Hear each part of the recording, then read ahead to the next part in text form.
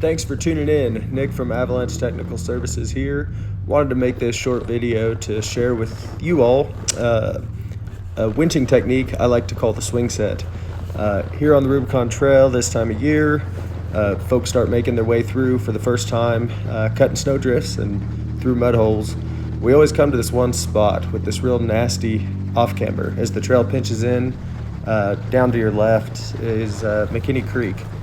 And this section always causes a lot of folks to stop or have pause, do a lot of shoveling to get through. So on this last trip out, I was able to traverse it with the snow runner here on the Ruby tracks, and I'll show you the method that we used to get the 4 Jeeps on tires through the spot.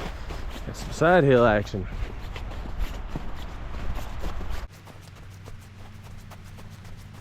Okay, walking you back to this year, what's the steepest part right here. You can see where the snow is high. There's the Forerunner, just had come across. So right where the snow is the tallest here, this little drift is a pretty good steep, and then looking down into McKinney Creek. So that is the zone that was giving everybody problems. What do you think? Yeah.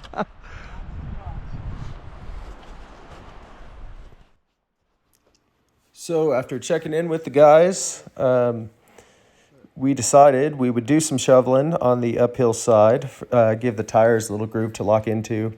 And in addition, I was going to grab my Factor 55 recovery bag and start setting up the rigging for the swing set. So let's see how that goes. Way down. All right, give you a couple more shots just to show you what we're dealing with and how steep this hill is. If this were to go bad, it would go very bad. So we've decided to play it safe with the rigging. So I've got a nice American-made lifting sling I like to use for this sort of application. And that is coupled to a Factor 55 soft shackle, and that supports the RRP, or their rope retention pulley. Similar to a snatch block, it just has no moving parts. You put a soft shackle through the center. It's got little fingers that hold the rope in, and it will allow the winch line to traverse right through it. Okay, so winch line comes obviously off the front of the Jeep through the RRP, then back around to the rear end of the Jeep. In this particular case, we used another tow strap just to extend the length. The overall traverse required 2 lengths that exceeded the overall length of available winch rope. So here in a second, you'll see that there's a strap coming off the back to extend it, and it sets up a triangle basically. So as you're approaching the pivot point, where we're tied off to the tree, you have the winch coming in. It's keeping both the front and the rear of the Jeep supported uphill to keep it from sliding.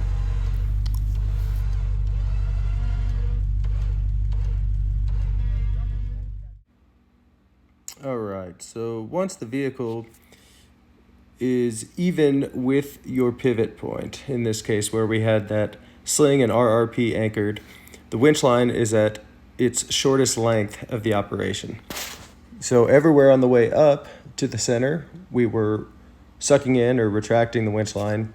Once we transition past that pivot and then beyond to continue with the traverse, we'll be letting the winch line out. Now, it's important to keep in mind that all the winches that we have in traditional fair leads, you'll accumulate winch rope on one side of the spool. So you may have to take a couple pauses, retract line so that you can, keep from building up on one end and running your winch into the bumper, the fair lead, or the mount. So that's just something to keep an eye on.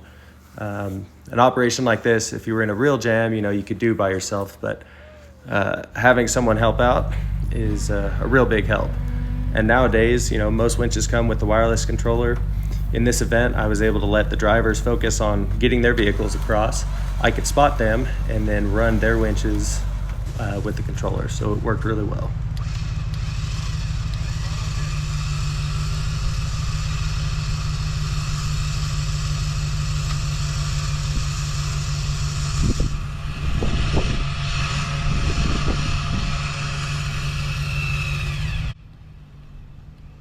So I think that about sums it up. Hope you enjoyed this video.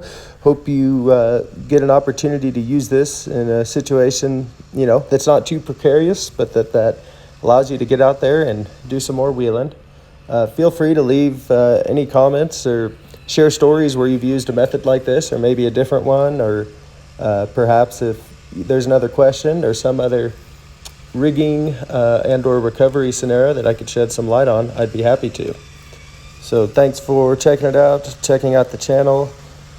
Next video up will be just some more of the footage and the action from our trip opening the Rubicon.